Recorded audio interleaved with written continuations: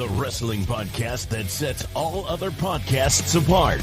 Covering news from the world of WWE, AEW, TNA, and more. Your favorite weekly episodic podcast, Ramblers Unleashed, starts now. Well, yes, it is your Saturday afternoon delight. Welcome back to yet another weekly episodic podcast, all on the wonderful world of professional wrestling. This is Ramblers Unleashed. Hope your Saturday afternoon is wondrous and very fulfilling, very cloudy and windy here in Southern Illinois. So wherever you are, hopefully it's sunny. And what's the weather like where you are, J-Bone? It's sunny, but it's not exactly warm. It's just above freezing. It's not even 40 degrees out, so it's still a little. Yeah. Winter's just kind of hanging on. Like we get really nice days where everything melts and like a bunch of rain. But now it's just at least at least the sun's out, so that's that.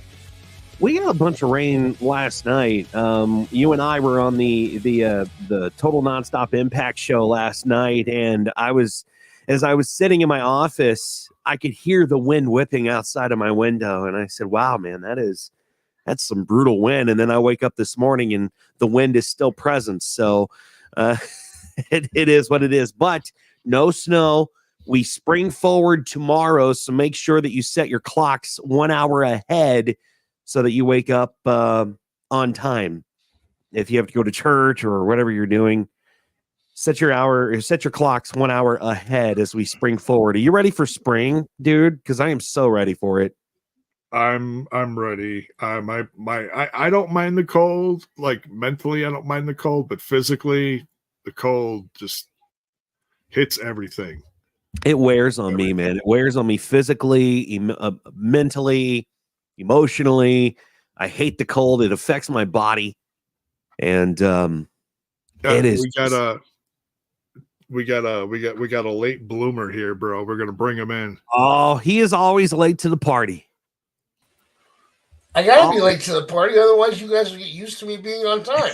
What good would that do me? All right, well, now we can get started.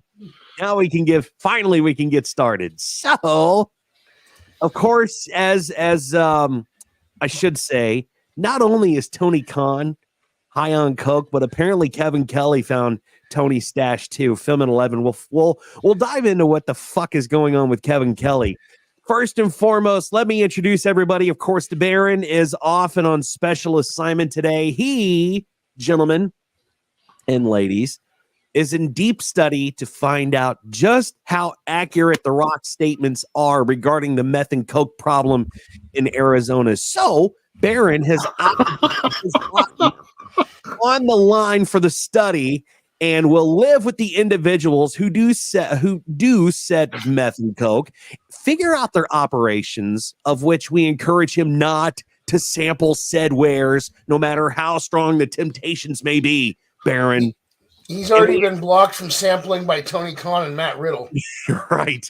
And we expect a complete and full report upon his return. Safe travels, Baron. We love you and we miss you.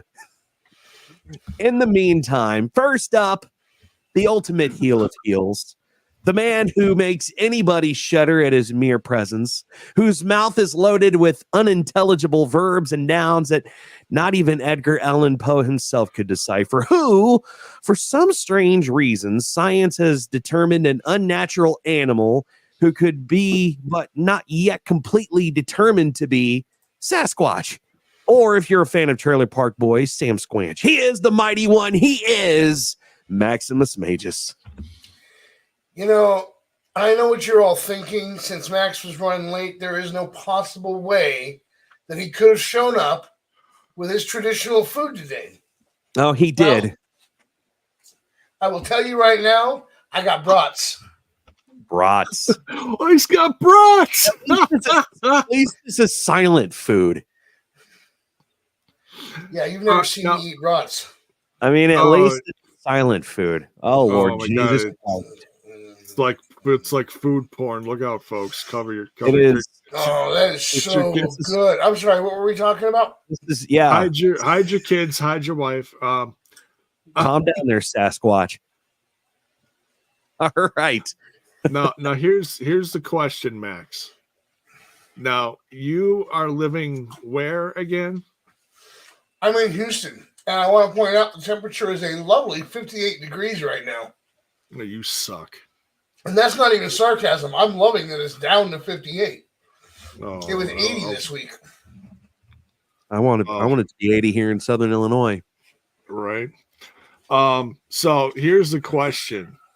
Did they make the brats in Texas, or did they special deliver them from the land of brats, Wisconsin? Uh-oh.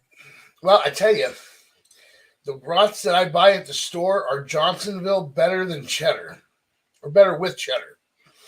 Because it's the only way to enjoy a brat is with cheddar in it. Okay. And if I'm going to buy a brat at the store, I'm going to go with the best company out there, and that's Johnsonville. I gotcha. Yeah, you get a pass on that one. That's a pretty good brand. Are they grilled or pan fried, or what did you do? For the interest of time, I threw them in the microwave for 40 seconds and slapped some mustard on them. Oh, for the love of God! Hey, I was running late. I had to get to the show. You want me to go fire the grill up and be that late? Good God! No, don't do that for store-bought Johnsonville brats. It's not worth it. Especially when they're already cooked. So, all right, bonus question of the day, and then we'll get the show on the road. Yeah. What kind of mustard is it? Because I love mustard. I'm curious. Right now, this is just the generic store-bought mustard. So it's just yellow mustard. Yeah, it's just regular yellow mustard. Gotcha. There is a that works. Is it French's or is it off-brand? It's off-brand. Okay. You heathen. Normally, when I do this, I prefer which one is it? Dijon. It's the Goldens is the one I prefer usually. Oh, that's good. I do like a honey mustard on my brat. I really do. I really enjoy honey mustard. But we have one more intro that I need to get to. And that is finally for the man that runs this operation. For without his technical prowess, we would be left in the dark and left to fend for ourselves and look like the Dollar General version of Ramblers on whatever. I give up. A huge shout out to his Mrs. Two, who without her, we wouldn't have him sitting here with us today. But he is safe, at least for a few hours, from her rolling pin of doom, or as she calls it, the Authority. He is the host of Total Nonstop Impact Podcast, heard Thursday evenings right after Impact on YouTube and Twitch. He is that technical wizard. He is J-Bone. Golfer's clap. Thank you. So, Thank you. What I heard is that he is the most important member of the podcast. And since I already know that I'm very high on the list, because without my wit, this show would never go anywhere. That puts you at least 3, but we all know Barron's better than you. So you're the bottom of the bunch, Dizzy. What's up with that? Hey, you know what? He is the man with the golden voice. Yes. Yeah. Thank you, J-Bone. I appreciate that. Was that a burp? What you meant to say is he has a face for radio. Did you just burp, dude? Nope, I groaned. Oh, I don't believe that. Yeah, I definitely. That's just a burp to me. Groaner foul. Oh my God. Yes, this is what we live with day in, day out, ladies and gentlemen. Well, there is a lot to discuss. There is a lot to get into. So why don't we just go ahead and dive in first, starting with the retirement match from Sting at Revolution. God bless you, Sting. Thank you so much for, what was it, 30 some odd years that he was in pro wrestling. It's been since the 80s. So yeah, do the math. It's a long time. I'm not good with math, but it's a long time. Apparently, this was a very, very, very good follow up for AEW. It produced ridiculously high numbers for Revolution 2024, as it was Sting's iconic last match against the Young Bucks. I'm sorry, the EVPs. And this was, you know what? It was really, really good. If you saw the show, a lot of I would say that the match itself was a 10 out of 10, but as far as the bump that Darby Allin took on the glass, I think some of the things just went a little too far. But did you guys watch the match at all? J-Bone, did you see it? Oh yeah. Yeah. Max, did you see it? I saw the aftermath. Okay. Something Barr said to me kind of stuck out. Barr said whoever allowed that spot to happen should be taken out back, beaten, and never allowed to book a match again. Now, there's a reason for this. Safety is our number one priority, not just for ourselves and our opponents, but for those around us, including the fans. And there's a lady on the front row that got sprayed with that glass when he came down. Oh. Yeah. And that glass didn't just drop. That exploded. Oh, my God. Yeah. The other thing that struck me as funny is, did you guys see after the cameras, or after Revolution went off the air, the follow-up in the ring with Sting thanking people and whatnot? Yeah. Because I think you actually sent me the link to that video. Tony Khan, when he came down, did you see the look on his face? He's like, why? Yeah. Like he didn't, like he was pretending he didn't know why someone went through the glass. You approved it, dumbass. Yeah. Yeah. He's like, what is this? Look, and I love Tony Khan. I appreciate his product, but there is nothing funnier than Tony Khan's. I and others in my circle like to call it Tony Khan's big boy voice. Yeah, he did have that big boy voice when he got on the microphone. He said, how do you guys feel? It's like, that's not Tony Khan. Listen, I got two things for you, Tony. Let's give it up for Sting. Right, exactly. Tony, I got two things for you. First off, check into rehab. All right. Once you get that crap out of your system, you might have a more level head to do what you need to do. Number two, I want you to call Triple H and ask him to teach you for the next 6 months before you book another show how this business works. Because while you have put some impressive stuff out there, you have made it clear that this is your fantasy booking, the stuff you wanted to see as a kid. And you've made some pretty major mistakes. Go talk to Trips. He'll show you how it's done. Well, I mean, they as far as money goes, they did rake in about $1 million, which is really, really good for AEW. I can't argue with that, but he's doing some business things wrong. And it's a good thing they raked that in because of how much they just put right back out a couple days later. Yeah, well, let's get into that too. And I don't. How do you pronounce his first name? Kazuchika. Yes, Okada. We'll just call him Okada. Right, or the Rainmaker. Or the Rainmaker. Yes, yeah, we can call him the Rainmaker too. He is back. Made his debut on Dynamite on the night after, the few nights after the Revolution pay-per-view. And he's back, ladies and gentlemen, and he is part of the Elite as the Young Bucks kicked out or fired Kenny Omega. And now Okada, the Rainmaker, is part of the Elite. And to bring Okada onto AEW, he has inked a 3-year deal with the company for an estimated value that's approximately $4 million a year. That is huge. That is big. That is big, man. Yeah. Estimated value. Yeah. Because I'm a shock myself with what I'm about to say. Apparently, Tony Khan did something right. He's paying Okada in yen, which means the dollar value may alter between now and the time it's all paid out. Oh, I didn't know he was paying him in yen. Yeah.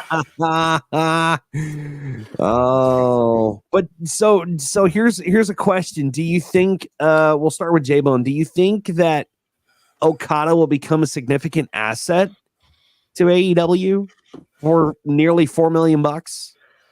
Oh yeah, absolutely. This is gonna be. I don't mean maybe I'm trying to choose my words carefully. I was gonna say this is kind of a make or break year for AEW. So what Tony Khan's doing right now, see, like we were just talking about, we had the farewell to Sting. So I mean, he may make an appearance here and there again, but as far as wrestling, he's done. As far as a main attraction, he's done. So what do you got to do? You got to go to that next generation, the current generation, guys like Will Ospreay, your younger roster members, like say hopefully MJF returns sometime. Your EVPs and guys now like Okada and like the women that you're bringing in, which will be this coming week. Mercedes Moné, the former Sasha Banks. You got Deonna Purrazzo, excuse me.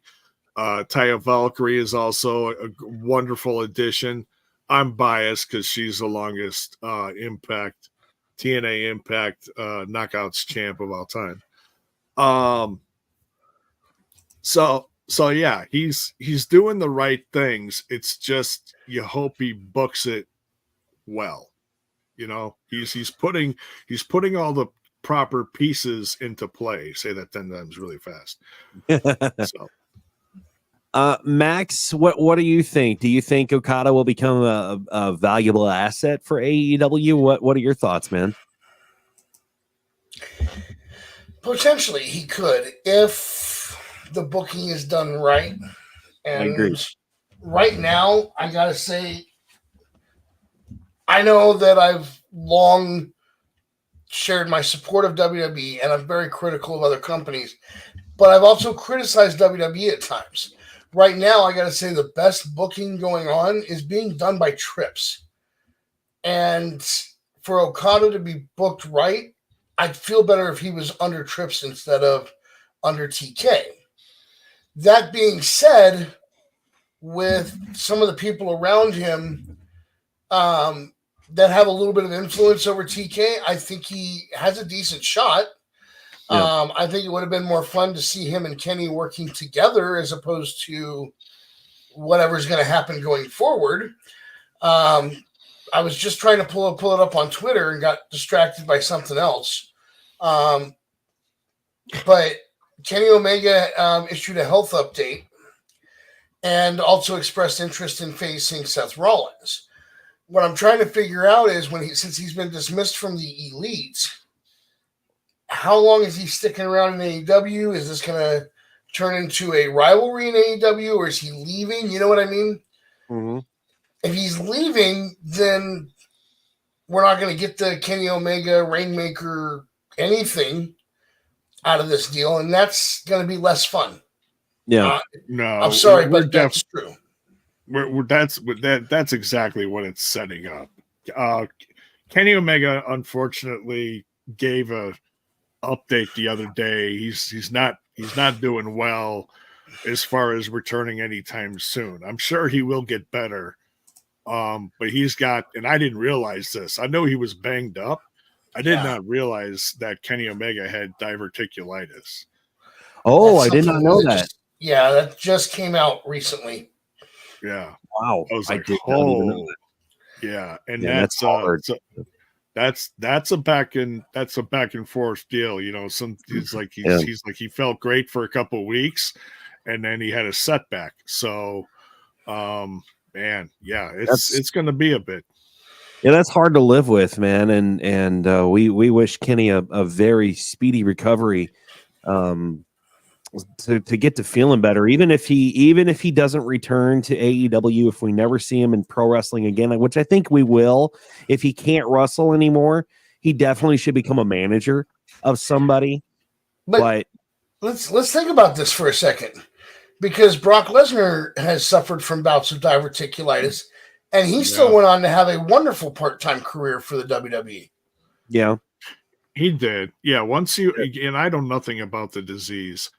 But obviously, you know, Brock Lesnar got it under control to the point where he was able to, you know, put on some, you know, really good matches. And yeah, like you said, like part-time. So yeah, we hope the best. Keep Kenny in your prayers, and we'll see what happens. But yeah, so yeah, that's obviously to set up stuff like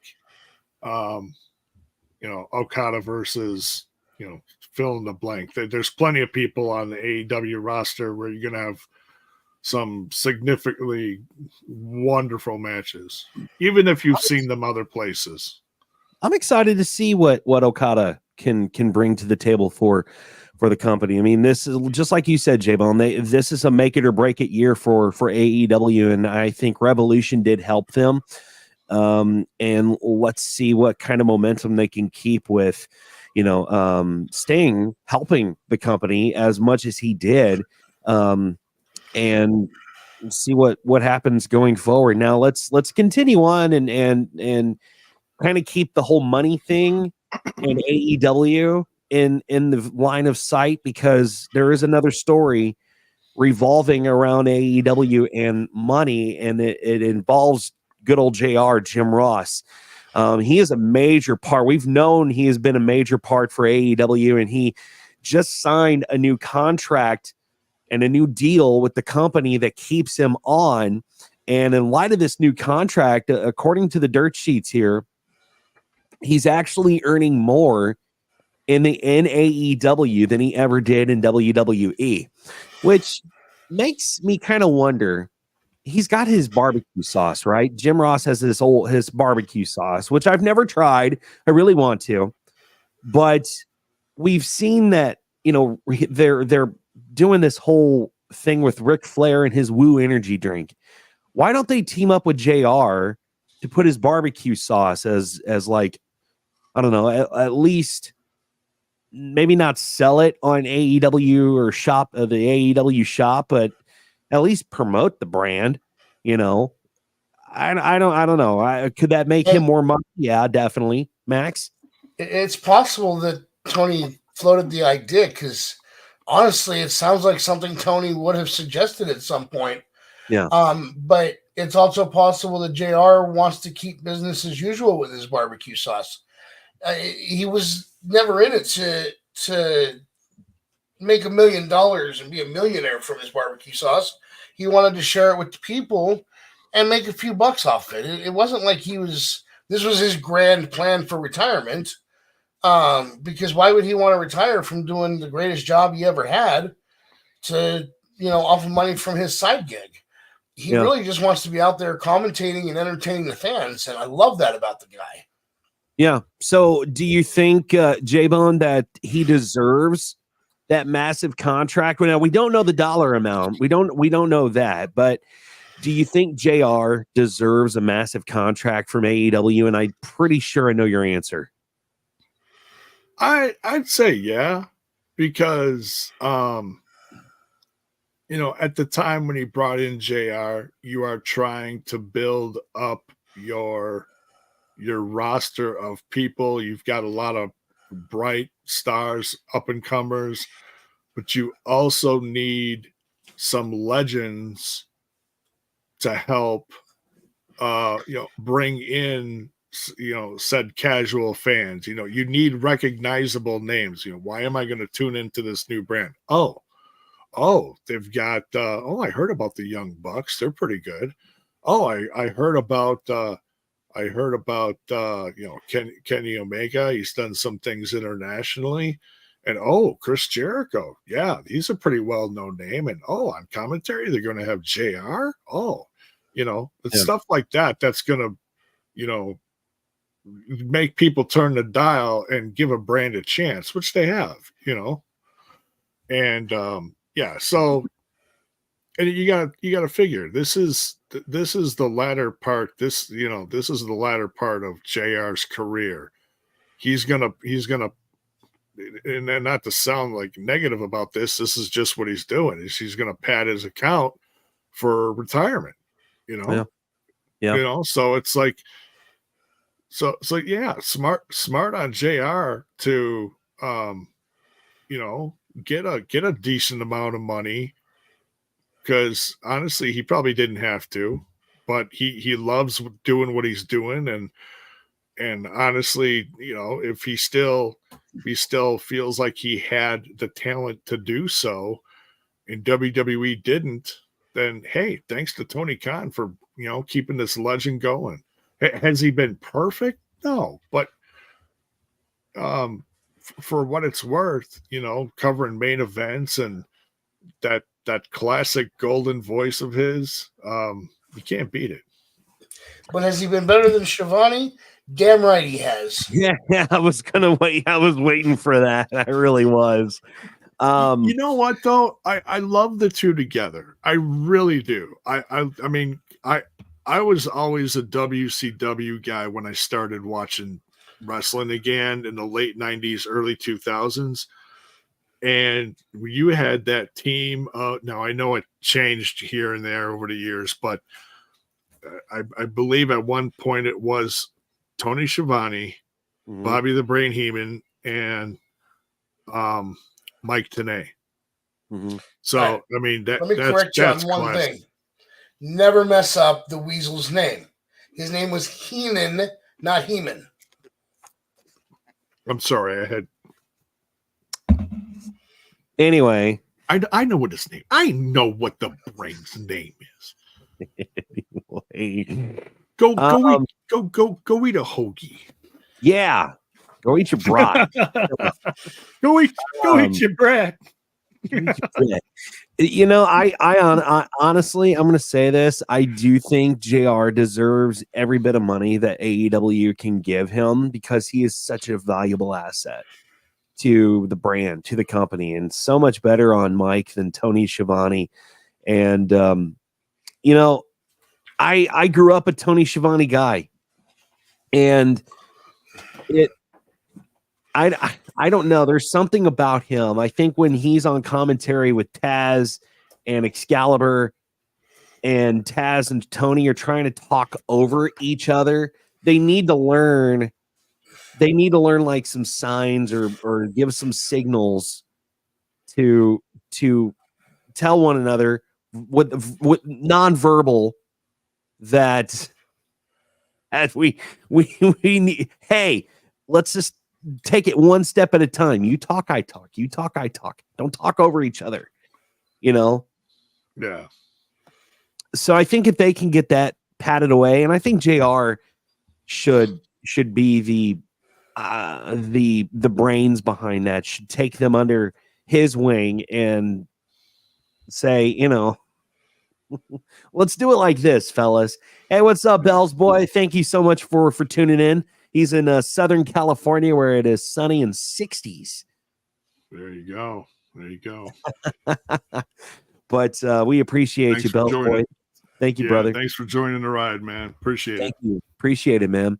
All right, let's move on. And at the beginning of the show, we talked about Kevin Kelly possibly found Tony Khan's stash because he has found himself in some controversy recently, which led to his presence on the AEW roster page as an abrupt end. Kelly has taken a kind of a hiatus to fulfill his obligations during the G1 Climax 33 tournament last year. He was expected to return. However, it is no secret if you follow him on social media, he goes on these like rants, and the tipping point seemingly occurred when Kelly embarked on an impassioned tirade, just before the AEW Revolution pay-per-view, targeting Ian Riccaboni. Riccaboni, thank you. And I'm not sure who he is, but apparently he's accusing Ian. He's in Ring of Honor. Okay. Of libel with further with a further what the word am I looking for? With with further understanding of the word, Max Mages, do you know what the hell libel is? What is libel? Libel. Okay. Libel. So there are two things you never want to get accused of if you are in any sort of journalism. One is libel and one is slander. Okay. Slander is the spoken word and libel is the printed word, or in this case, Twitter, a published false statement that is damaging to a person's reputation, a written defamation. So if I sat down and I put on social media, Dizzy prefers to watch TNA because Dixie Carter was too dumb to run the company the way it should be, I am stating an opinion in that case. However, I could be caught for libel because I called Dixie too dumb to be able to run the company. Yeah. Okay. My apologies to Dixie for throwing you into that example. I was originally trying to go something against Dizzy, and it got away from me. I apologize. Yeah. Furthermore, Kevin Kelly, and thank you, Max, for clearing that up. Furthermore, he asserted that he was undervalued within AEW and boasted his unparalleled prowess in commentary. And of course, now he is no longer on the AEW roster page, and he's possibly removed from AEW for forever. However, the future remains uncertain for Kevin. Was he good? He was okay. I don't know how really to feel about this because I didn't see the comment that Kevin Kelly posted, but do you guys have any thoughts on that? Oh, he just went way too far in,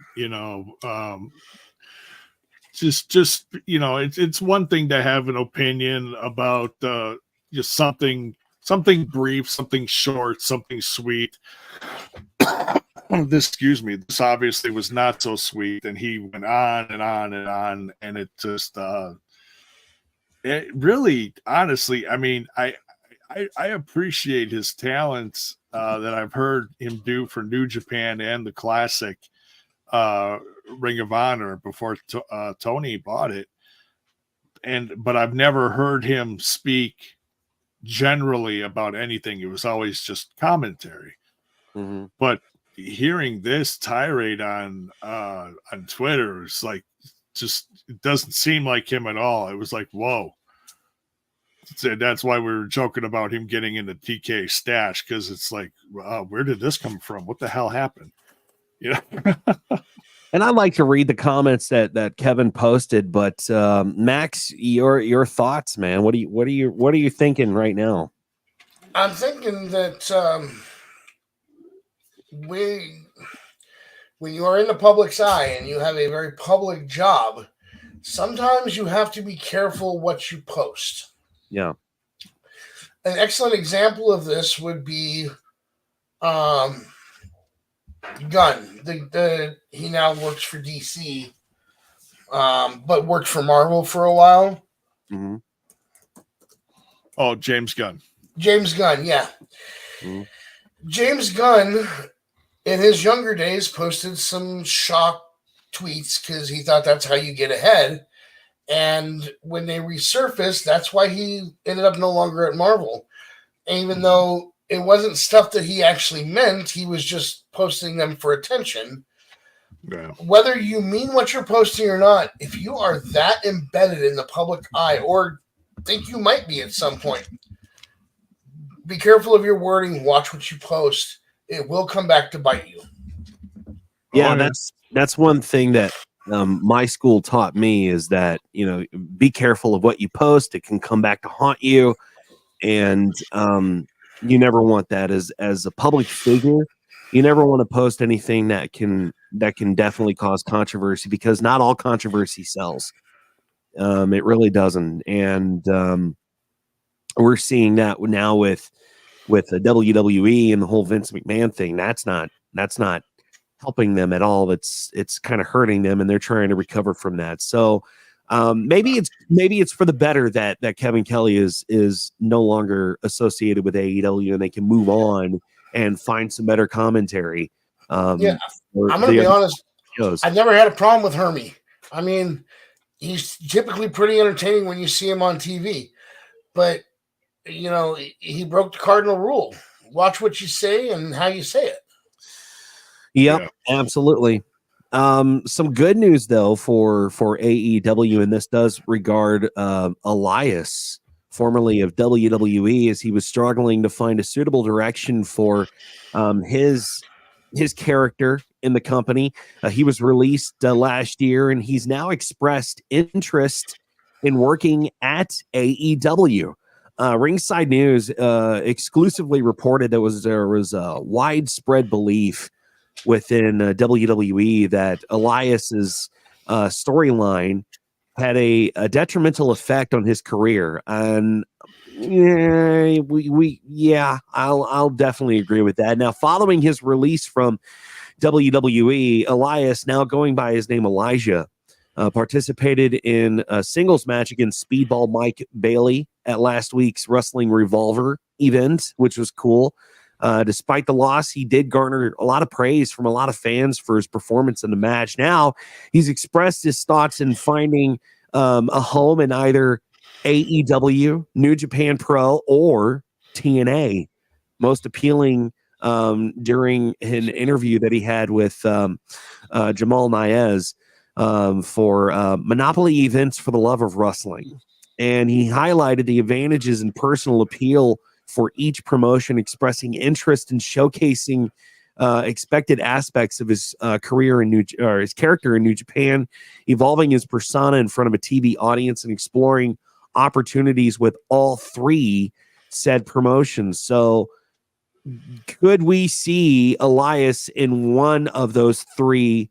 In one of those three promotions, I think he would have a better shot, honestly, if he were to join TNA. I really think he has a really. Just going to say that, yeah. I think he has, because there are way too many big factors in AEW right now that I don't, especially if we're talking Mercedes Moné, if we're talking Okada, if we're talking all these big name players that are just coming out of New Japan. Should he go to New Japan and maybe train and learn? Maybe, but could he cut a promo that he wants to do for TV in New Japan? Maybe. I don't know. I think TNA is his best shot, honestly. J-Bone?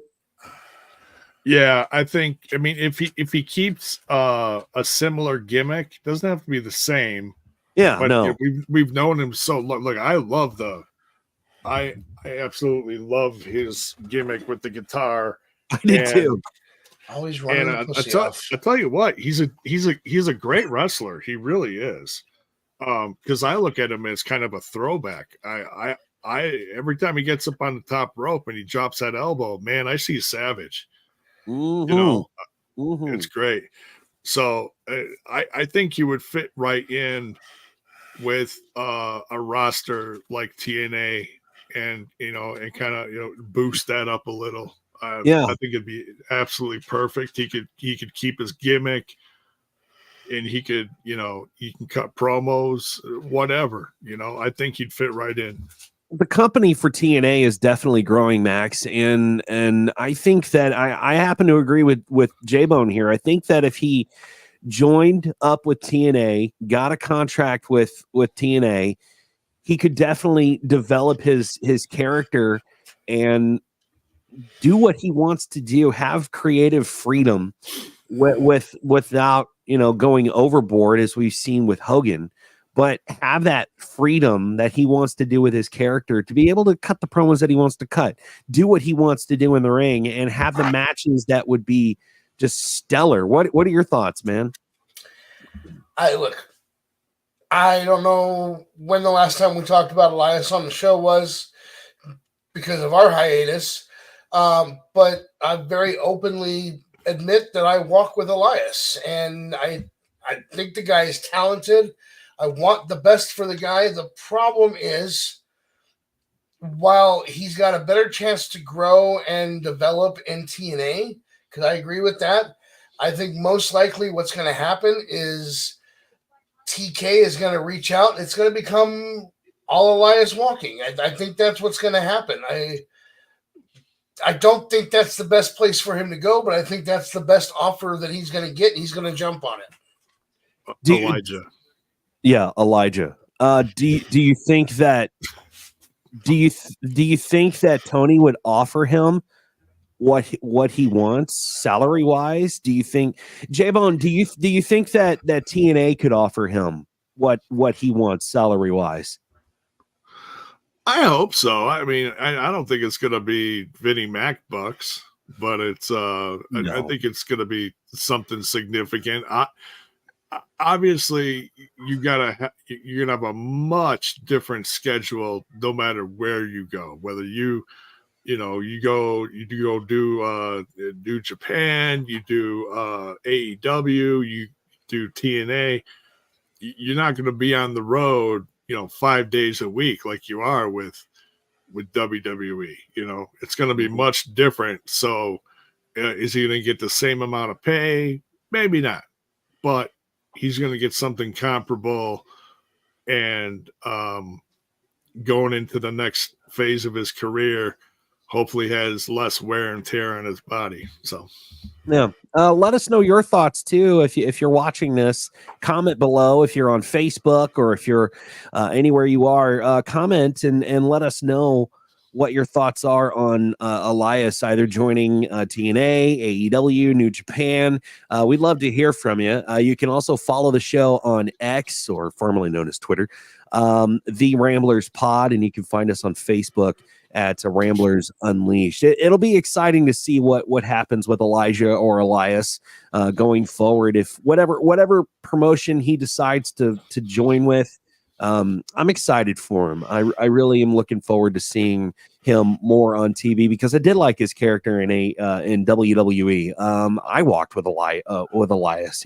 I loved him coming out with the guitar and just his whole, I don't know. He had a rock and roll type of honky tonk man to him. And then when he was in the ring, just like J-Bone said, I saw Randy Savage. I really loved that part. Just like we talked last night, with Moose on TNA on Sacrifice, him reminding me of Scott Hall. His interaction with the crowd, every time I saw Elias Russell, I immediately thought of Randy Savage. So that's good. I gotta throw.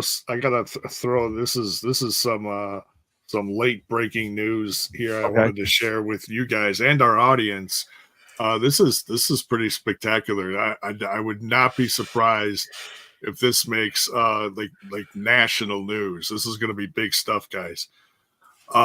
Scientists at Nottingham Trent University have reconstructed this 3D model of how Adam, the first human depicted in the book of Genesis, in the Bible, might have looked. You guys, this is something else. So check this out, okay? Okay. He looks like Bret Hart.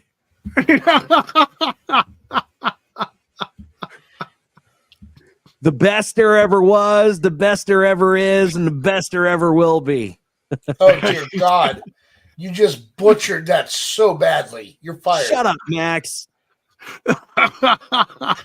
Shut up, Max. You know what? Eat your microwave bratwurst and shut your mouth. It's all gone. Well, go make go make another one. go make another one, man. But yeah, I over here and grab my blood pressure meds. Yeah, I thought this. I had to share that with you. That is wonderful. That is wonderful. We're seeing butt crack, dude. Oh man! Oh my God! Do you want to run off our wonderful audience with your butt crack, dude? Good God, plumber! All right, let's move on. News on Mercedes Moné. She continues to rise, and she's building a lot of anticipation for her rumored AEW debut at Big Business next week, which I'm looking forward to. Now, despite her growing success, she's garnered a fair share of online haters. Of course, Moné took the opportunity to call those out who watch wrestling solely to criticize it, emphasizing the negativity in doing so without reason. And we all know that there is the internet wrestling community. And Max, I don't know if you saw this, but I immediately thought of you when they had a sign on SmackDown last night during the Rock and the Bloodline promo. And it was a sign that says IWC equals nerds. That was so wonderful. And it was so wonderful to see. And Max will be back momentarily. But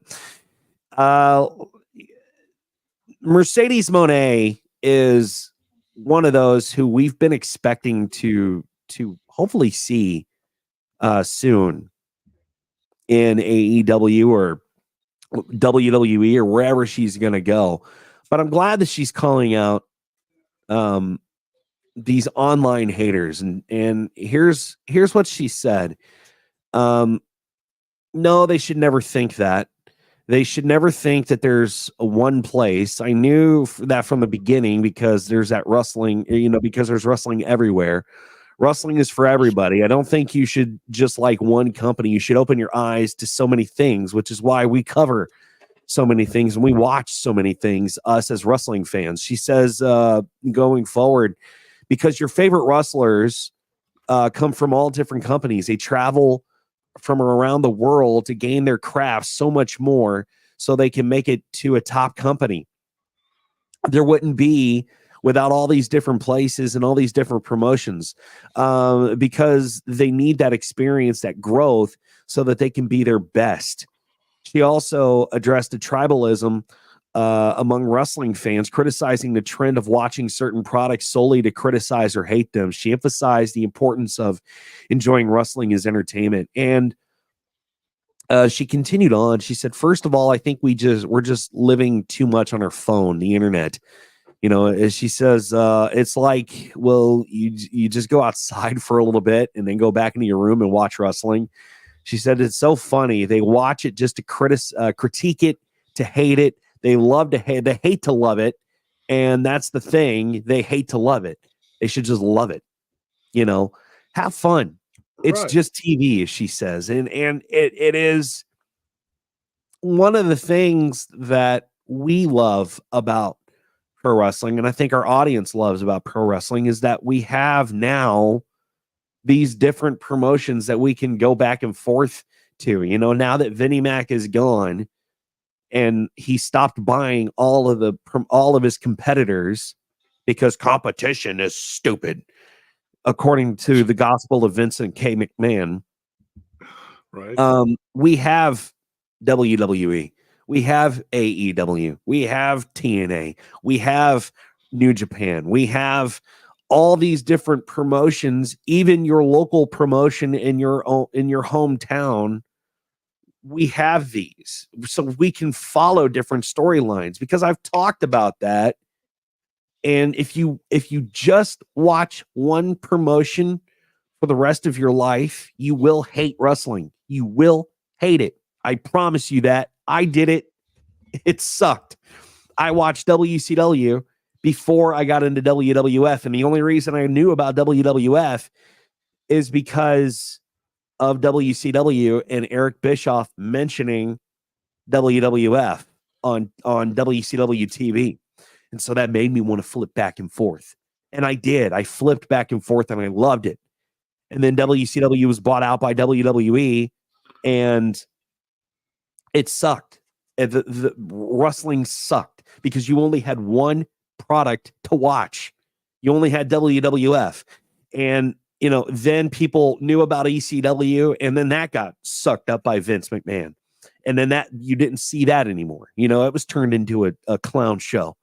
So now that we have all of these people, all of these promotions that we do, it's a beautiful thing. So I agree with Mercedes, J-Bone. I know you probably agree with Mercedes too, is watch wrestling to watch it, to love it, and venture outside of your realm and do other things, watch other things. Exactly. Yeah. It's, but look, wrestling burnout is real. Some people just I had to take a break from WWE for a while, and you watch other stuff, and man, you just give your brain a rest on certain things. You get tired of this, you get tired of that. Watch, either just stop. If you're hating it, don't watch it. Don't watch something to hate it. Yeah, and it's not fun. It's not fun. It's not fair to yourself, honestly, because if you are healthy. It's not. No. And if you are a fan of professional wrestling, then you should watch all other products too. I'm talking to somebody that only watches WWE. And I've told her, I said, hey, you should check out AEW. You should check out TNA as much as you can. And just the other night, she said that she was kind of, not bored with WWE, but she was upset with WWE. And I said, hey, you know what? If you're upset with this company, you should go watch this company and see what they're doing. Or you should go watch it. Yeah, give it a shot. She said, I've never watched AEW. And I said, well, it's time to start because they're not a rival company, but they're a company that is just trying to stay afloat with all the other promotions out there. And honestly, it's just, you know how you go to the store and you buy a box of popsicles and you have different flavors. No. Taste the color of the rainbow, man. This is what it is with professional wrestling. It's you have 3 or 4 or however many promotions you follow. Watch those promotions. You don't have to watch. I don't watch NXT on a daily or a weekly basis. The 3 promotions that I watch are WWE, AEW, and now I'm watching TNA because TNA has rejuvenated my love for professional wrestling just like AEW did. And I didn't watch WWE product for a long time, J-Bone, because I got sick of it. And I just gave up. I just got tired of it. And then I watched AEW and I was revived.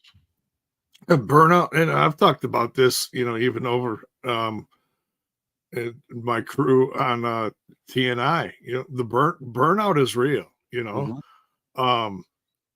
And our cast, our roster on our podcast is a reflection of that. It started out with Trent, Kyle, myself. Kyle's gone on to do other things. We still talk to him all the time.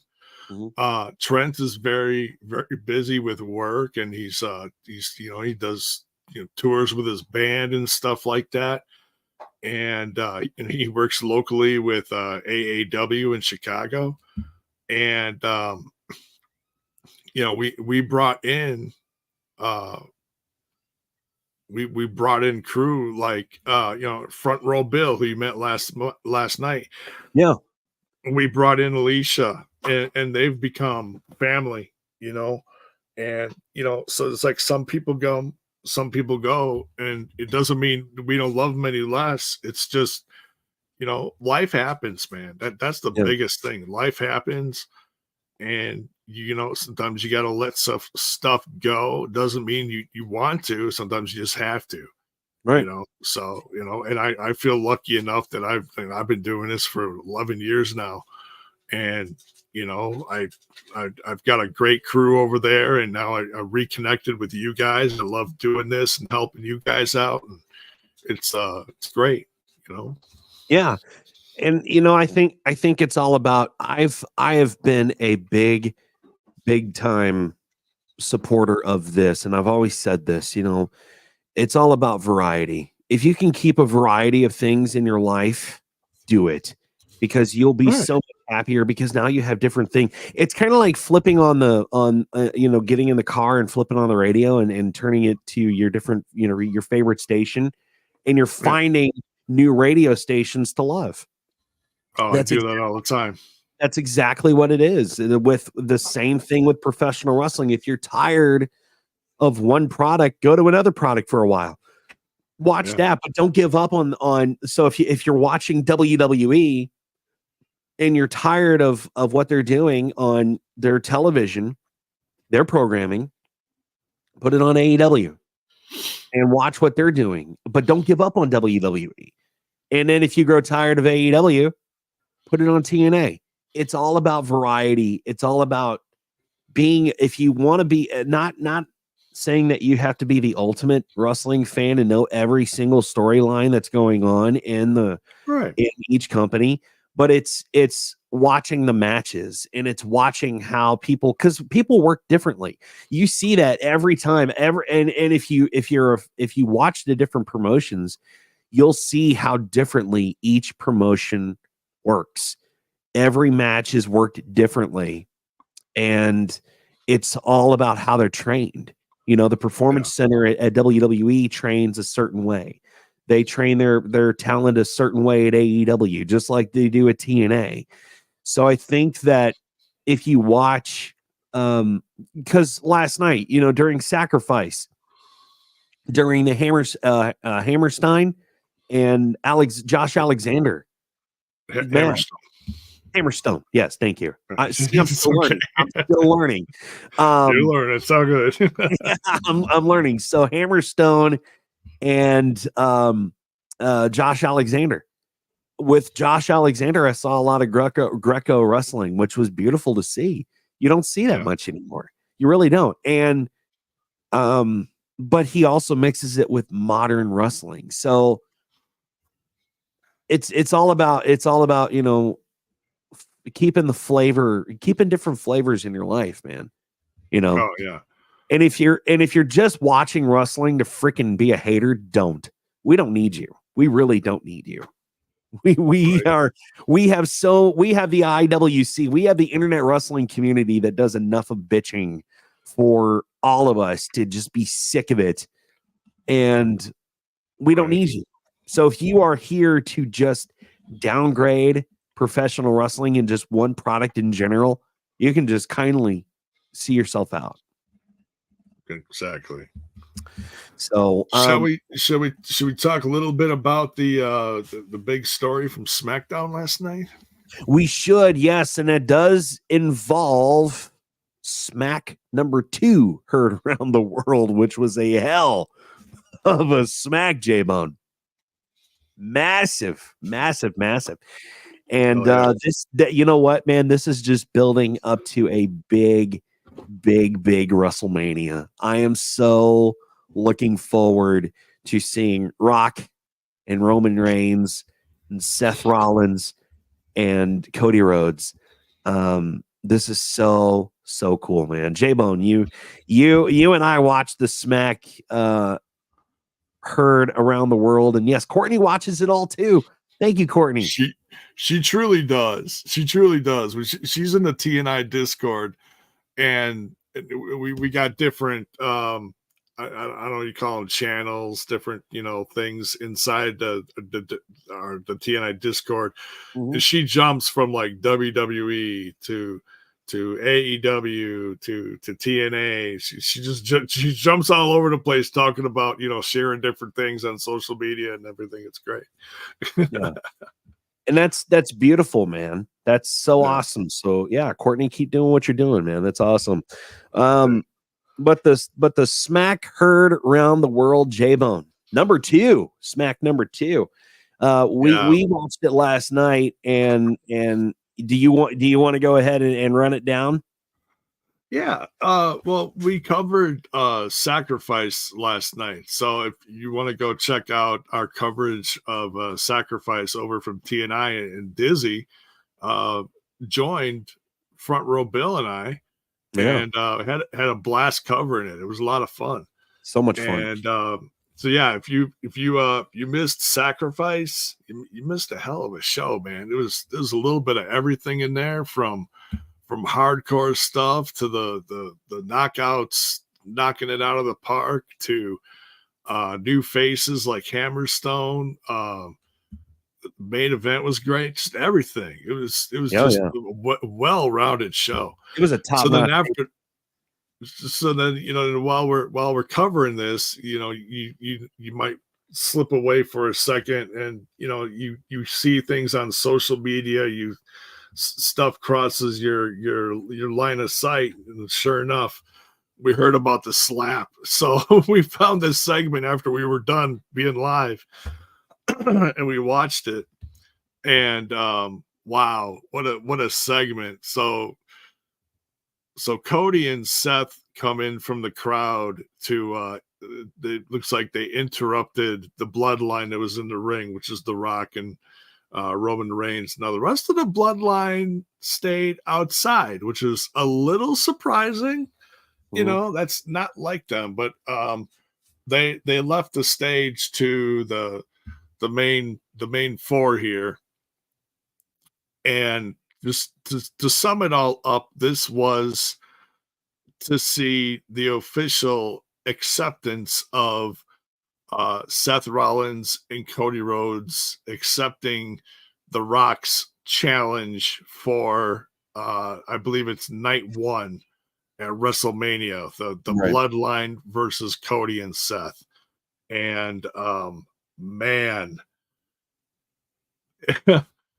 things got heated again, and Cody had enough of The Rock's attitude, ego, whatever you want to say, and gave him a slap back. And oh man, yeah, it was a hell of a response. And Seth ends up screaming in their faces, we accept, we'll be there. So I guess the stipulation is it's going to be Rock and Roman versus Seth and Cody. Here's the thing. If Cody and Seth win, then on night 2, there will be no bloodline interference per The Rock. Okay? Per The Rock. He says you will be free and clear of the bloodline. You can go on to face Roman with no other worries. Yeah. It'll just be up to you to defeat him. But if Rock and Roman defeat Cody and Seth on night 1, then all hell's going to break loose on night 2, and Cody's going to have to be literally fighting uphill when he's battling Roman for his championship. So it's really ramping up. It's official now. It's been, the build-up's been interesting. It's not everyone's cup of tea, but I appreciate it for what it is. We got heel Rock in 2024, which is like wow. I still can't believe it.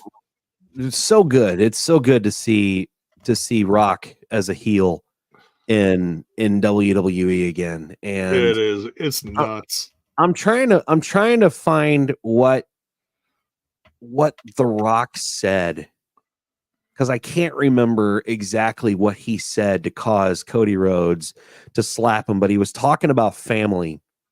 Oh, and he mentioned Dusty again, and whenever you start talking about Dusty to Cody, man, that just The Rock reminds both our heroes he's technically their boss, clarifying that if Rhodes doesn't win, he'll never get a shot at this championship again. He starts talking about Cody's siblings. Oh, and he calls Cody a mistake. That's what it was.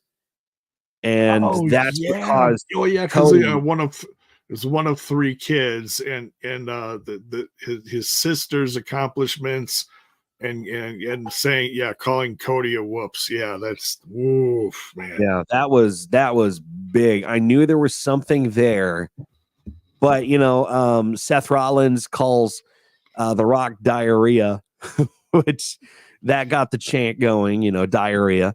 Last night at SmackDown. They're just telling the story beautifully, man. They're really just telling the story beautifully, and I'm really, really excited to see WrestleMania. So it's going to be a lot of fun. Now, hey, what's up, Terrence? Good to see you, buddy. Good to see you, Terrence. Thanks for stopping in, man. Appreciate it. Now let's talk about last night while Max is still gone, because I know there's a subject that Max really wants to touch on regarding Bianca Belair. But let's talk about TNA last night, man, and Sacrifice. What a hell of a pay-per-view that was. And have you seen the numbers yet? Have the numbers come out on that show? Do they know how much they made at Gate? Do we know any numbers as far as that goes? No, but it's a significantly smaller show, so I mean, sold out though. That was good. It is, yeah. It's they've played. They've done shows there before, and Windsor always turns out. Now it's a smaller venue than what they did last year, I believe, at I want to say Slammiversary. Same campus, just this is like what they do on the smaller, in between pay-per-views, and the bigger pay-per-views, if they're in Windsor, they'll go across campus and go to a bigger sportsplex. But this is, so this is it's like 800, 900 people. But Windsor's a great crowd. They really do. Bill, our TNI's front row Bill was in the front row, had just inches away from Ash by Elegance. That was great. We had some great laughs about that. It's like, all right, Bill, here's a question of the night. How does she smell? And he said she smells like elegance. What another cool thing about last night too was Nick Nemeth, or better known as Dolph Ziggler in WWE, and it was so good to see Nick. No, she was just drinking champagne on the. was that Mrs. Bone, J Bone, asking about Ash? Yeah, she's like, I bet she didn't smell like elegance after she wrestled, and I'm like, no, she was just at ringside drinking champagne. Yeah, no, she was just taking it easy, watching the action at ringside. So, but it was really good to see Nick Nemeth last night, on a pay-per-view, and they had a hell of a match there, and so good to see him back. And you know what, it was a really, really good pay-per-view. Really, really good to see TNA back in action, and I love this product. I really do, and it made me want to follow it even further. So but there was some controversy last night regarding TNA and Sacrifice, and that they were in Canada, and that is the home country of Scott D'Amore, formerly of TNA Wrestling, and there were some signs that were held up during the broadcast to try to, I guess, hijack the broadcast. And I'm trying to remember what the sign said. We want Scott. That was the sign. We want Scott. The signs, and TNA escorting those people out and taking the signs. So they did not, which was a very, very smooth move from TNA. And we talked about this last night on the TNI podcast. Yeah. For you as a fan, if you think it's cool to go and try to hijack a show because something's going on, let's say, let's put this in as the example. Scott D'Amore, he's not with TNA anymore. He left the company, and yes, he was a big benefactor of the company, and the fans know that, and the fans respect Scott. But if you go to a post show that does not involve Scott anymore, and you make these signs that we want Scott, and you hold them up in the air while they're trying to put on a show, do you really think that's what Scott wants? He doesn't want that. He wants his company to thrive. He wants his company to succeed. He wants the company that he helped build to go on and be good, and do what they need to do. So Scott doesn't want that. Nobody wants that. Just go to the freaking show and watch the damn show and love professional wrestling and love TNA. If TNA is your thing, why would you want to damage what Scott built? You're not helping. Right. Yeah. The company is going to move on, and that's like anything in the industry. The show must go on. There is not one person that represents any company. Yeah. Don't tell Martha Hart that. Say what? Don't tell Martha Hart that. Right. Well, I mean, yeah. Hey, listen, I wish I understood why Scott D'Amore was let go. I think it was a mistake, but I'm not showing up to TNA shows with signs. It's here's what it is. Plain and simple, he went into business for himself, and that's why he's gone. And that did not help himself or his relationship with the company, or Anthem. Or Anthem, exactly. He did try to purchase TNA, and Anthem said, no, you can go.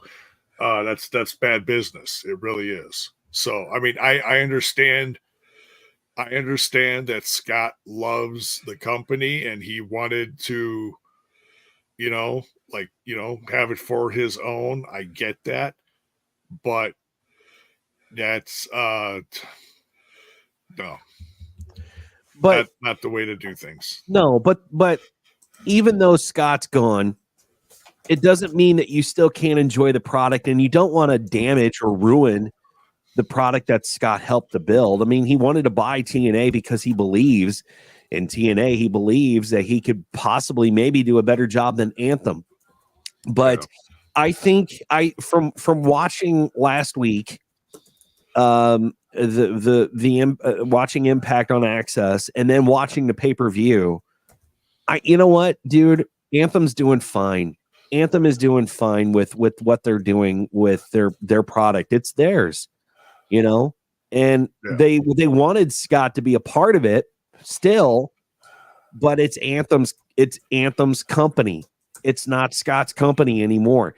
Scott had a voice and he spoke just a little too loud, and look where he's at.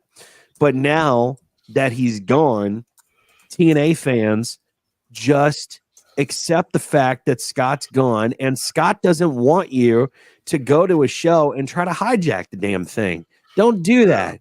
It's exactly what we saw when SmackDown was on the air and somebody in the crowd had a Die Rocky Die sign, and they kept blacking out the screen, cutting the audio from the broadcast during Rock's promo, and we have no idea what the fuck he was talking about because they kept blacking out because the camera kept panning over to that stupid sign, which still surprises me and baffles me on why they allowed that sign to get in to the arena.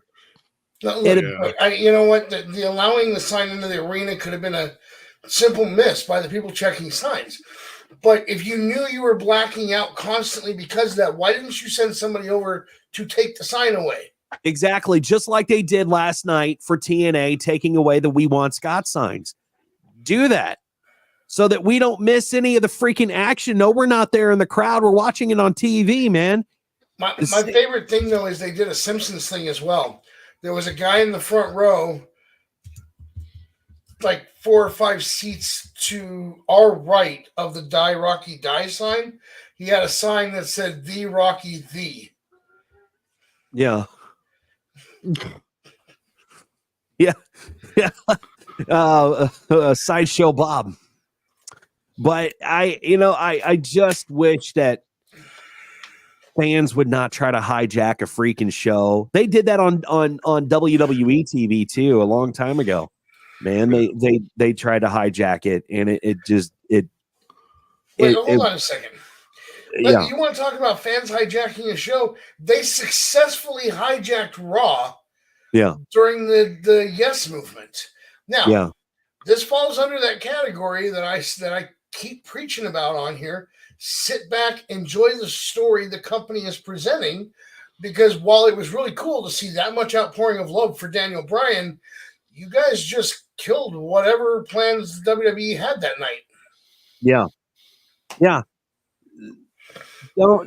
Don't be that fan. For the love of God, don't be that fan. We had this. There were 3 of them. There was grandma, mom, daughter, and don't get me wrong, I love our fans. I appreciate what these 3 used to do for me. They brought me a birthday cake one year. Nobody knew when. I didn't tell anybody when my birthday was. Somehow they found out and brought me a birthday cake to a show. And while I appreciate that, they always believed that they had more rights than they really did, that it extended past being fans. What finally ended up happening was a different company years later that the New Era that I was working at, they tried to get too familiar during an entrance, and they finally got told, don't come back. Here's the thing. Unless we, and by we, I mean workers or writers or somebody from the company approaches you and says, hey, we need this from you tonight. Your job is to sit in that seat, cheer, boo, enjoy the show, but do not get in somebody's way. Do not put your hands on anybody. You are not part of the show unless you're invited. And trust me, 99% of the time, we are not inviting you. And Max, you were part of a promotion in Colorado. I would assume this is that promotion. This most recent one that I was doing stuff with was New Era. I actually got my start with Western States Wrestling, and then spent the bulk of my time with Rocky Mountain Championship Wrestling.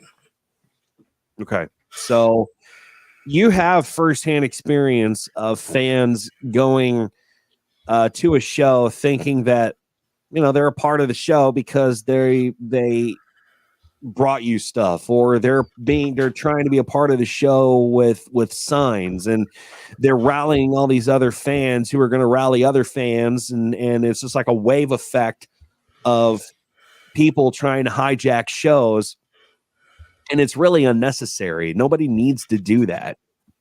There is a right way and a wrong way to hijack a show. Okay? Yeah. Honestly, as long as your sign is not inappropriate, I don't really care about the signs. Wow.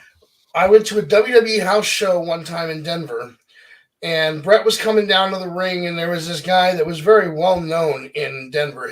He goes by the name Kool-Aid. But he steps up. He's right there on the entranceway. almost to the ring, about 2/3 of the way from the actual entrance. And he's got a sign that says Bret Hart plays skin flute. Oh, no. As Bret was walking past that, he saw the sign and he pointed at security and he pointed at the sign and security took the sign. That is an example of an inappropriate sign. Yeah. Some of the chants that you guys have gotten going on Raw after Mania, very inappropriate. Especially some of those chants you got going when it was a female wrestler in the ring. You should be ashamed of yourselves for that one. But if you're out there and you're doing the wave and you've got the entire arena doing the wave with you, this is an appropriate way to hijack the show because you're not making yourself part of it. You're expressing your enjoyment of it. And that's what we want. We want you to express your enjoyment, but keep it contained and do it in an appropriate way.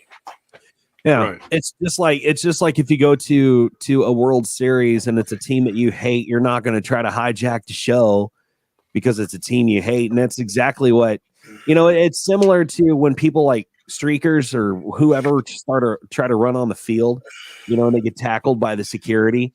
That's trying to hijack the fucking show. Just don't do that. Just don't be an idiot and do that. And that's similar to going to a wrestling show and holding up an inappropriate sign, such as Die Rocky Die, or I wouldn't say We Want Scott as an inappropriate sign, but it's a way to disrupt what's going on inside the ring, and it's a way to disrupt the show, and it's not cool. People pay their hard-earned money to go to these shows. They don't want to hear your opinion. They don't want to hear about you. They want to see the show.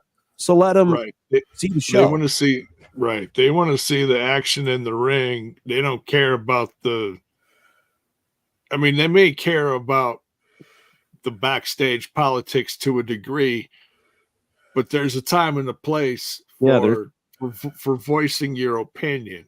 Go to the Twitter box. Go say, hey, I love the product. I miss Scott D'Amore. I wish you would come back someday. It's fine. There's nothing wrong with that opinion. You may not understand what's going on, but there's nothing wrong with that opinion. Yeah. But then to do that at a show, to try to get attention to yourself and do that, that's not cool. That's not appropriate. And we talk about expressing our opinion, and what we mean by that is we want you to express your opinion, but we don't want you to be evil about it. And I think this very, very appropriately follows up with our last story of the day, and that involves Bianca Belair. She has had a wonderful career in the WWE, and there was a promo photo of Bianca along with Rhea Ripley and Cody Rhodes. It made its way online ahead of the 2K24 release for the video game, and the aforementioned post was just riddled with racist comments towards Bianca Belair, as the racist haters wanted her gone from the company.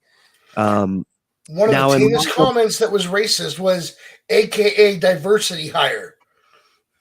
And there was another comment that I saw that, there's two white people, let's add a black person in. That has nothing to do with anything at all. So shut your fucking mouth. And in spite of this blatant racism, superstars like Ivy Nile, Big E, and more have come to Bianca's aid and stated just how valuable she is to the family, to the WWE. And what we mean is, when we tell you to go on to social media and talk about your disdain, your frustrations with the company, do it as a whole for the company, but don't be racist. Don't single out just one superstar or wrestler and be a total jack off and be racist. Why are we still dealing with racism in 2024? We've moved way past that shit, man. It doesn't matter the color of somebody's skin. It doesn't matter what nationality they are. It doesn't matter what religion they are. They're people, and that's what rustlers are. They're people. It's sad. Yeah. It's sad, yes. And we all bleed the same blood. We all put on our pants the same freaking way. Yeah. We all breathe the same air. You know, we all blink the same way. We all sleep the same way. So why do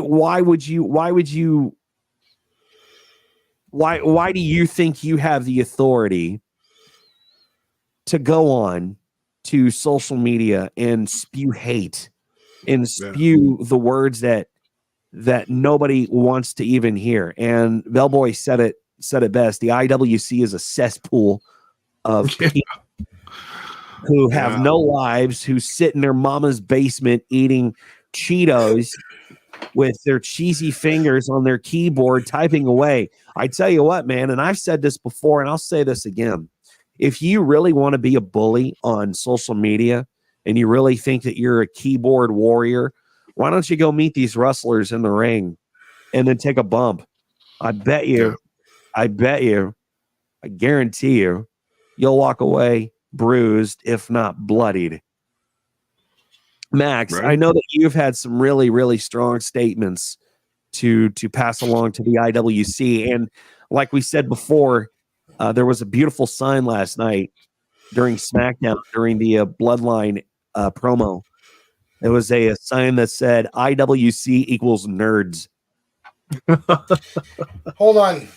That right there is an insult to nerds. We should never do that. Here's the thing. Here's the thing. It seems like every time I think the IWC has hit a new low, they go and surprise me and find something new to trigger me on. And yeah, I'm using the word trigger, even though it's usually used in a negative connotation. And let me tell you why. I am a coiled spring. And I sit here, I have fun with these guys. I banter with Dizzy. I make fun of J-Bone's love of TNA. But at the end of the day, we know that we're all doing this all in fun. I have stopped having fun when it comes to the things the IWC says and done. Look, I want us all to be wrestling fans because that's what we're supposed to be. I'm tired of the people out there telling me, well, you should stop liking WWE because of this. I'm tired of seeing the people go, well, you should stop liking AEW because of this. And I know I've said on the show before that I don't like TNA because of the bad booking decisions, but I stated it that way because that's my opinion. I'm not telling J-Bone that he should stop watching TNA. I'm not sitting here trying to give him an ultimatum. But the IWC seems to think that they have the authority to tell us what we like and what we don't like. The IWC thinks that they should be able to go out there and make whatever comment they want and get away with it. Yeah, but you don't sit there and call J-Bone stupid because he watches one product over another. You don't sit there and pick him individually and say, you know what, J-Bone, you're fucking dumb for watching TNA. You should watch AEW. And you definitely don't call out his race or religion or anything else regarding that doesn't even matter. It has no significance whatsoever freaking ever as far as what he likes. Now, I won't deny that J-Bone and I have gotten heated a couple times in the past over my opinion of TNA. And for that, I apologize because mostly that was my fault because I'm very passionate about my opinion and I apologize.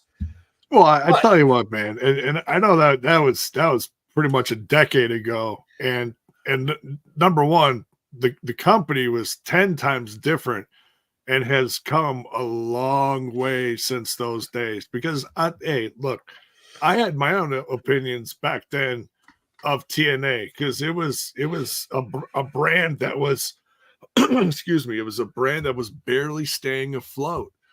and we all had criticisms of it because of the booking, how the company was being run. We all did that, but then you had guys like Don Callis and Scott D'Amore brought in from the company to help try to turn it around, and year by year it kept getting better and better and better. And so we see where the company is now. They have a new president. Scott D'Amore's gone. Don Callis has moved on to bigger and better things in AEW, just being a character as opposed to an actual corporate individual. So and that's all. I'm very proud of my podcast over on TNI. But we're not the people that are like, oh, TNA is the only thing to watch, and if you watch anything else, you're stupid. No, we talk about it because it's the little what is that? The little train that keeps going or keeps chugging along, Right. So we're proud of it. We're biased. We appreciate it for what it is. But I tell people, look, I watch other stuff. I'm not going to sit on my podcast and be like, you can only watch TNA and you can't watch WWE. No, and I'm on here proudly, so I can talk other stuff, and I do my own Smash This podcast so that I can talk about other stuff. Yeah. So my point that I was getting at though is IWC. Like I said, every time I turn around, you seem to find a new low. And this time, you didn't go after the quality of somebody's wrestling. You didn't go after what you think of the story, of the booking involved. You went after the color of somebody's skin. Yeah. Something they have no control over. Listen, when Bianca first started out, the use of the hair was a negative for me. I didn't like that. But I have watched her grow. I have watched her improve herself. And I am proud to say I am now a full-fledged fan of Bianca Belair. She is one of the best female wrestlers WWE has ever had. And for you to go out and attack the color of her skin, not even the quality of her work, that is a new low even for you. So here's the thing. At the end of the day, I want us all to be wrestling fans. I want us to be able to enjoy this stuff the way we like to enjoy it. Racism has no place in pro wrestling in 2024, and that goes for Jim Cornette too. Take your racism and walk away. Take your misogyny and walk away. And if you are a part of the IWC, I told you last weekend in my little letter from the desk of Max Magus that if you truly want to sit out there and chant that stuff at people like Maxine, you don't deserve those seats. Give those seats up to someone that's going to treat them right. If you're going to be racist about Bianca Belair, give your seats up. You don't deserve them. Give them to somebody that deserves them and get out of the business I love. Stay away from it. I am done with you. Yeah, absolutely. And amen, brother. Nobody should. And you said, keep racism out of wrestling. Keep racism out of everything, man. It doesn't. Exactly. It doesn't matter the color of somebody's skin. If they make a poor choice, it's because they made a poor choice. If you're bashing somebody for the quality of their work inside the wrestling ring just because of the color of their skin, that you're going about it the wrong fucking way, man. You need to watch if you really want to watch, or if you really want to talk about something, if you really want to criticize somebody about their work, criticize them about their work. If they performed poorly inside the ring, then they should know that so that they can get better. But don't be the person that says, well, you suck in wrestling because you're black. Right. Or you suck in wrestling because you're Irish. The Irish have no room. We have no room in professional wrestling for Irish people. Well, what the fuck does that matter? What the fuck does that matter? Listen, I think Nia Jax has some of the sloppiest in-ring work right now. Absolutely. But that has nothing to do with the color of her skin. Yeah. Right. It doesn't have anything to do with her nationality. Just because she's Samoan, she's supposed to know better. She's supposed to work better in the ring. No, it's because she's probably not properly trained yet. That's the problem. I don't judge Dizzy's ability to podcast based off the fact that he has a face for radio. Okay, that the two don't relate at all. Dizzy is great at podcasting. Yeah. You know, J-Bone is one of the most passionate people about the underdogs of the wrestling world I've ever met. That has nothing to do with his age. Why would I pick on his age? You know, to have anything to do with you guys are trying to make things relate that don't relate. Yeah. Right. Yeah. Hey, I'll be the first one to be like, hey, you know, I come on here, I talk about stuff, I forget names, I forget move calls, and I'm an old bone. I've seen a billion matches in my lifetime, and I don't retain 99% of it. So hey, you know, yeah, and I'll be the first one. But you're passionate about this, and you put it into words so eloquently. And same with Dizzy. You know, you love what you do. You're great at podcasting. You're great at doing this wrestling stuff. Why would we put things together that mean nothing? Bianca's a great wrestler. Who cares what her skin color is? Exactly. Right. Yeah. Let's focus on her line of work and less on what color her skin is or what what her nationality is. There's no place for that in this sport, in this world. There's no place for that anywhere. And we really want everybody to just move on. And if you are just here to spread hate among the wrestlers because of something that they can't help, then the door is right over there, buddy. You need to find it. You need to find it because we don't need you. We don't need you in this. We don't need you in this business. We don't need you in this industry. We don't need you in this world, period. Listen, if you want to judge somebody because of a personal attribute, I've got the perfect target for you. Vince McMahon is a piece of shit. Judge him for that. Yeah. Okay. We can all agree upon. We can all agree upon. But that's the show, guys. And as we continue the road to WrestleMania 40, it's going to be really, really good to see what comes forward. You know, the other things that come forward with The Rock and the Bloodline. And this whole story that they have going with Seth Rollins and Cody Rhodes, and it's going to be a lot of fun. Why didn't we have Jey Uso last night as a tease towards that match? Come on. Yeah. It's because he's on Raw. That's why. Yeah. But technically, so is Cody and Seth. Well, yeah, but they're cross branding because of story, championships and storylines. They're keeping Jay on Raw as an attraction on Raw, and they have Jimmy come and F with his matches to help build that. They're gonna have a match at WrestleMania. I have absolutely no doubt about that.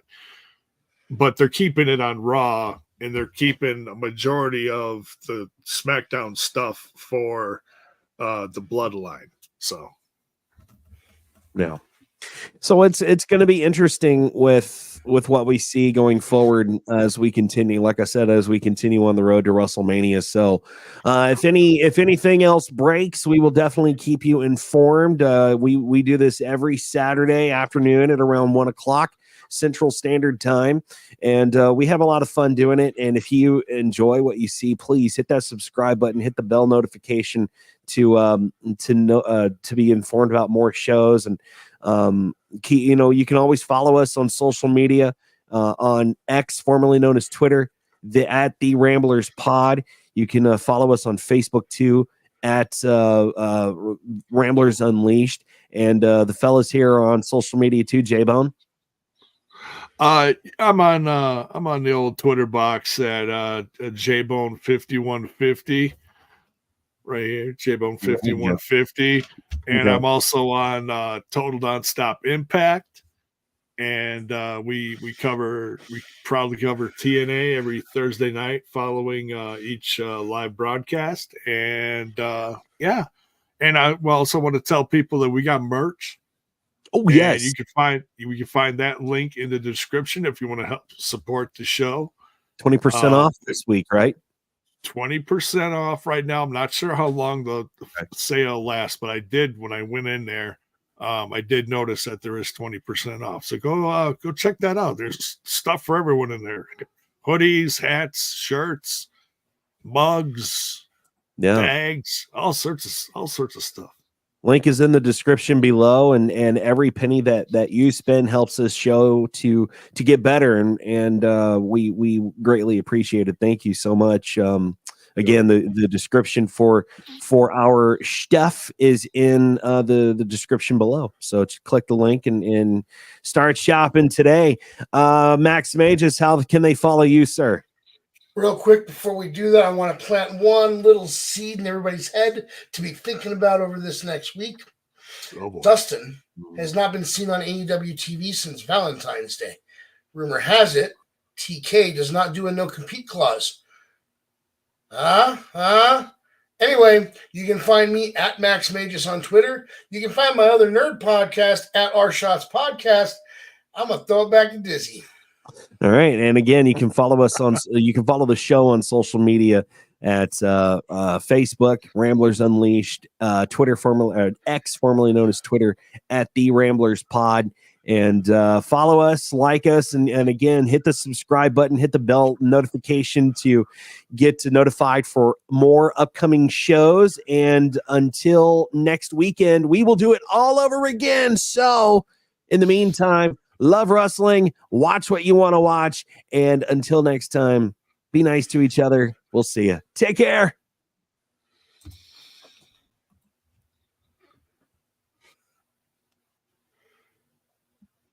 Sorry. It's all right. We'll just keep doing hand signs. Someone gets playing. Yeah, here. I didn't have the vote. It's the old, but okay, here we go. Later. Here we go. Bye. Show on social media. Subscribe to our YouTube channel and click the bell icon for notifications of upcoming episodes. Let's play it again. Yeah, sure. What the hell? Thanks for tuning in to Ramblers Unleashed. Follow the show on social media. Subscribe to our YouTube channel and click the bell icon for notifications of upcoming episodes. Get out of here, Max.